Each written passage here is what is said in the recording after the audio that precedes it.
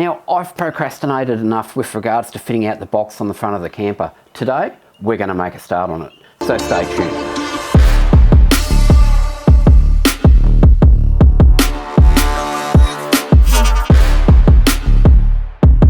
Hey guys, I'm Daryl and welcome to this week's exciting episode where we're going to start outfitting the inside of this box on the front of the camper. Originally I was going to do a whole heap of stuff with this. I had it in my mind that we'd have a fridge, and under the fridge we'd have a slide out where we had a table and then another slide out that had a sink on it. But then when I started to look into the weights, it just got all too heavy. And at the end of the day, my ethos with regards to this camper was that everything with regards to the camper fits in the camper. Nothing fits in the car. I've got a short wheelbase Wrangler and I don't want anything in that apart from our personal belongings. I've come to the conclusion that I really just need a fridge, so I've bought a new fridge that'll work in with what I'm thinking. We'll look at that in another episode, and we just need storage for a few light that are quite bulky items. I've sort of placed them all in there and I think we'll go quite well with regards to it. But today what we're going to do is build a flat floor, because the actual sill on these gull wing doors is about 100 mils from the actual base of the box. A lot of the guys that you see that will do this, they'll use some U-section and they'll bolt it into the floor and then put ply or something over the top of it, or they'll get some square section aluminium, stack it on top of each other to get their heights, and then again they'll put a piece of ply and a carpet or whatever over the top of it. And the reason that we need the flat floor is to, one, bolt the fridge to, or we put the fridge on stilts down to the bottom. But I don't want to tie in with this floor in this box, because I think it's 3mm aluminium sheeting that clads this box. The box actually has a frame inside it that's, I think it's 40mm or 35mm square section aluminium. What I'm going to do is tie into that internal frame. The reason that I'm not tying into the floor is that these boxes do have a habit, especially the cheap Chinese ones, of cracking their welds. And the reason I think they crack their welds is because they make the floor a structural member by bolting everything through it and then piling everything up inside the box. So the actual floor is sort of moving around a little bit, and to me, that's what breaks the welds. To tie in with this frame, I'm going to put a piece across the front and rear, and then we'll have some long pieces going between it. And what I'm using for that is this 40 by 40 mil 80-20, as the US guys call it. 80-20 is a brand name. It's a T-slot aluminium extrusion. It's not the cheapest stuff, but once you start looking into this, it is really, really good. And a lot of the camper van guys use it to do their whole fit outs. You can get a whole heap of fittings that go with it. I've bought a whole heap of 90-degree angled connectors, and you actually buy the T-slot nuts that slide into the channels on it. So you can bolt to it all the four sides, and you can have multiples of those along the length of the extrusion. There, an 8mm bolt goes into that. You can use whatever fitting you want. So I've fitted this one up already. This will run along the front and rear of the camper. I've got two of these. I've got two of these 90mm connectors turned sideways, and these 90mm connectors have a raised section on them, and the raised section is that when you run them like that, so you can connect them, they actually sit inside the slots. But to run them this way, I've had to mill off these two mail pieces, so everything would sit flat against both this and what we're attaching it to. We'll use some plus nuts to attach these to the frame, and once I've got this in front and rear, we'll run some pieces between them long ways on the box, and we'll then get some 9mm ply, and then we'll cover it with something. But we also need to leave room for the 3 100ah lithium batteries that live in this box too. I've got some ideas of what we're going to do. Typical me, it's design on the run. I haven't done it in CAD or put anything down on paper, but I do have sort of a plan in my head. We've stripped out the box. I've taken out the rear bulkhead that contains the Red Arc Red Vision system. There's 4 cap head bolts, that comes out. Everything's on quick release connectors, and the batteries will be much the same. So basically undo them, unstrap them, and we can take everything out. And I've designed it for this so that when we do need to work on it or add to it or take something away or modify it, everything's easy to remove and easy to put back in. So first up, let's fit these. I've standardised everything. The plus nuts also take an 8mm mechanical fix, so we're using cap head bolts again. So everything's standardised with regards to this flooring. I'm fitting this at 90mm from the base of the camper. I figure that if I put a 9mm piece of ply and then we cover that with a rubber mat or carpet, we'll be up to the same level as the sill on the gull wing doors.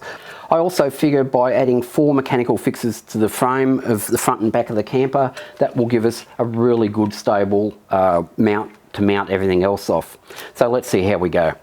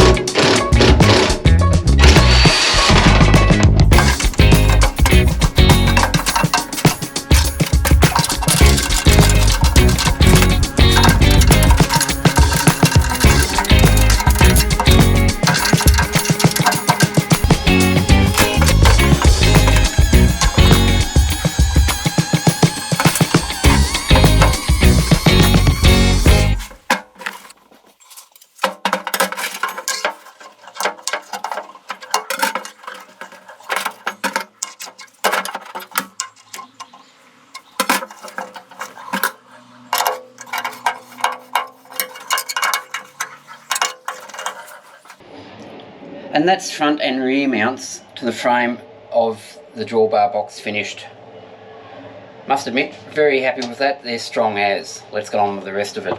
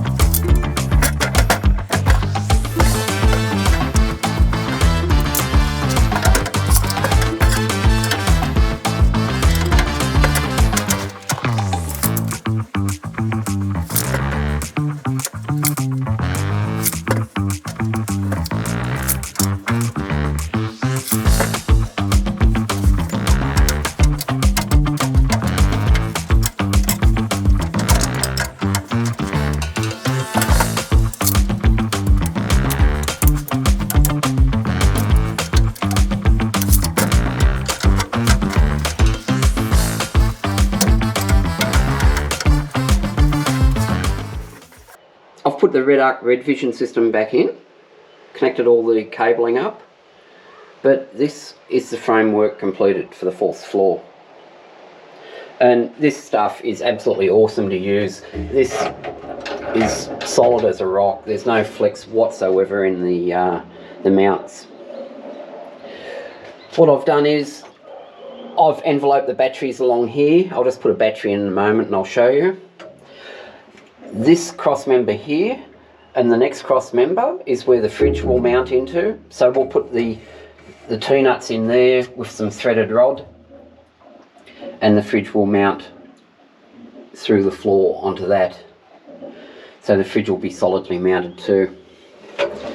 But I'm so happy with this. This has turned out so good. It has taken a bit of a while.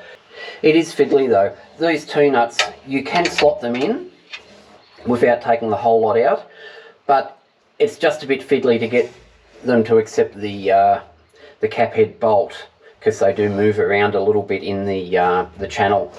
But it's all doable. It's taken me the better part of a day to do all of this. And as you can see, the batteries fit snugly within their cradle. I just need to put a hold down strap on each battery now, but they're quite solid even as they are. I will put a little bit of rubber around the outside of them and between them. Just as an aside, this is the original fridge slide out I had in the original box that was on the camper.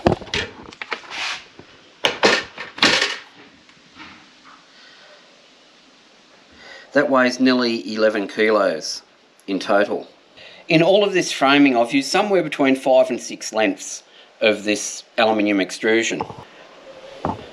6 lengths of this aluminium extrusion weighs 7 kilos.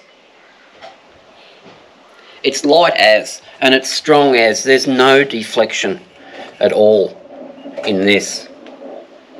So that will carry the fridge quite easily. You can see I've cut out the 9mm marine ply floor and I've just placed it where it sits. This still has to have a finishing over it, and we'll probably use a marine carpet or something. But at this point of time I need to mount the fridge to it, and to do that I need to drill some holes and things like that. So we'll do that next episode, but I'm pretty chuffed with how it's all turned out. It is solid as anything. As I said, still need to put some straps over the 3 batteries, but yeah, looking good, very happy with it. So that's it for today, guys. I hope you enjoyed that. Look out for the next episode where we put the fridge in here and wire it all up and probably finish it up. But hope you enjoyed that, and we'll see you next time. Bye now.